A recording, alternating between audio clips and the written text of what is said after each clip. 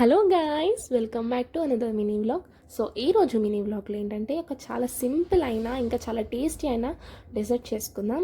అదేంటంటే gulab jam.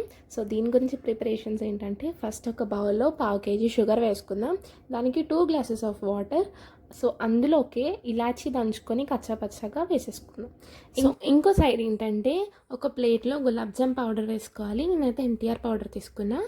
So lumps లేకుండా మెత్తగా వేసుకొని అందులోకి కొంచెం కొంచెం మిల్క్ యాడ్ చేసుకుంటూ కొంచెం తిని సోడా వేసుకొని మెత్తగా చేసుకోవాలన్నమాట.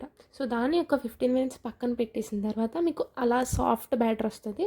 దాన్ని మనం క్రాక్స్ లేకుండా చిన్న చిన్న బాల్స్ కింద చేసుకోవాలి. సో దాన్ని ఒక ఆయిల్లో గోల్డెన్ బ్రౌన్ షేడ్ వచ్చేదాకా వేపుకోవాలి. అటు ఇటు తిప్పుకుంటూ వేపుకుంటే మీకు ఈక్వల్గా అన్నీ వస్తాయి అన్నమాట, మాడకుండా. సో దాన్ని జిగురు పాకం రావాలి, తీగ పాకం కాదు. చేసుకున్న లడ్డూస్ని పాకంలో వేసుకొని ఓవర్ నైట్ ఫ్రిడ్జ్లో సోక్ చేసుకుంటే అంతే, మన గులాబ్ జామ్ రెడీ. మీరు కూడా ట్రై చేసి ఎలా ఉందో చెప్పండి. ఈ వీడియోకి అయితే ఇంతే, నెక్స్ట్ వీడియోలో కలుసుకుందాం. Until then signing off Rishi.